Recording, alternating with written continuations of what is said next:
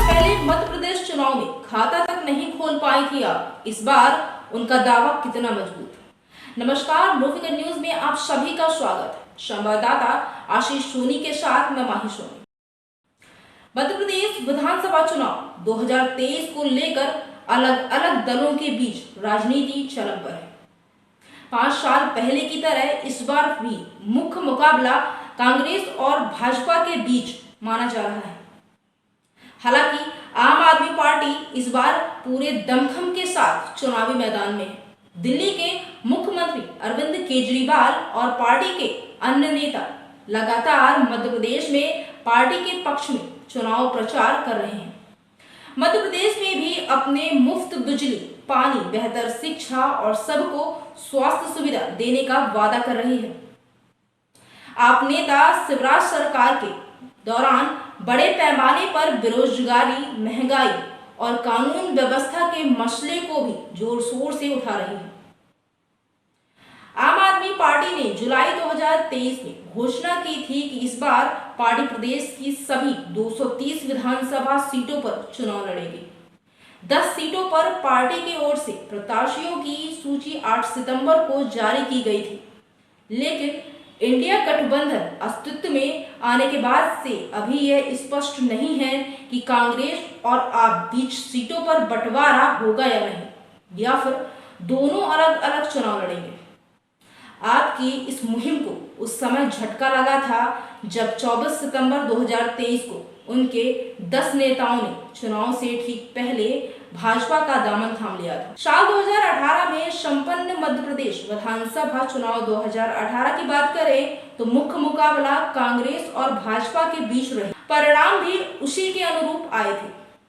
कांग्रेस को सत्ताधारी party Bharatiya Janata party को लंबे अरसे बाद प्रदेश की सत्ता से बेदखल करने में सफलता मिली। कांग्रेस को 230 में से 114 सीट पर जीत मिली थी और भाजपा को 109 सीट पर। चौंकाने वाली बात यह है कि विगत चुनाव में भाजपा को कांग्रेस से ज्यादा मतदाताओं का समर्थन मिला। भाजपा को 41.2% मतदाताओं का समर्थन मिला, जबकि कांग्रेस को 40.89% मतदाताओं ने वोट किया था।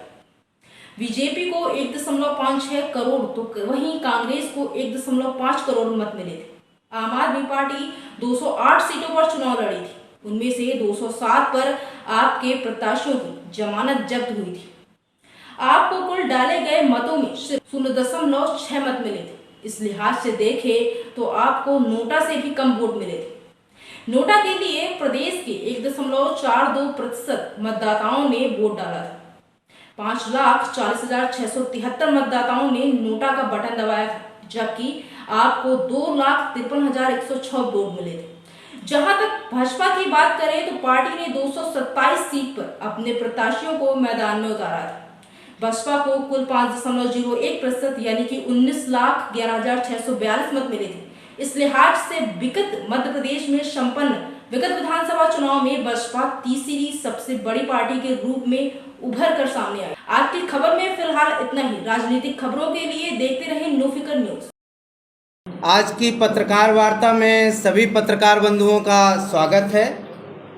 आज ये पत्रकार वार्ता बुलाई गई है विशेष मकसद के तहत, जिसमें आम आदमी पार्टी लगातार मध्य प्रदेश के अंदर आगामी विधानसभा चुनावों को लेकर अपनी तैयारियां मजबूती से कर रही है।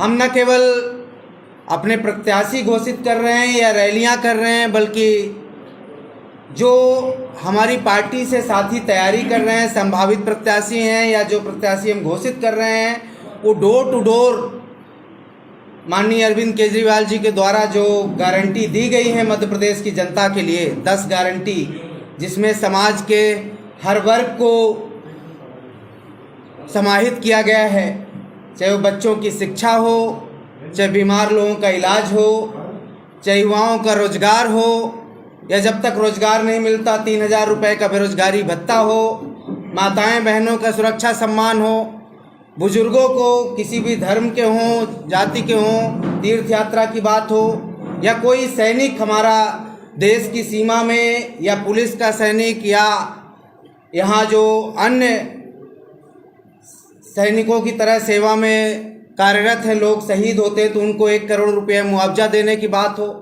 या आदिवासी क्षेत्रों में पेशा कानून लागू करने की बात हो, यहाँ तक कि किसान भाइयों के लिए भी हम फसल के दाम जो उनको मिलने चाहिए, उनको जो सुविधाएं मिलनी चाहिए, साथ ही साथ अगर फसल नष्ट होती है तो दिल्ली की तरह यहाँ भी हम 20,000 रुपये प्रति एकड़ का मुआवजा दें। उस तरीके की तमाम गारंटियों के साथ आम आदमी पार्टी के कार्यकर्ता डोर टू डोर जा रहे हैं।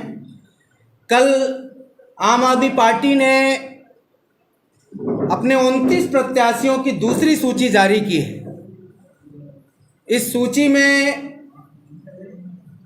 पूर्व विधायक चाचौड़ा से रही ममता मीणा जी भी शामिल हैं।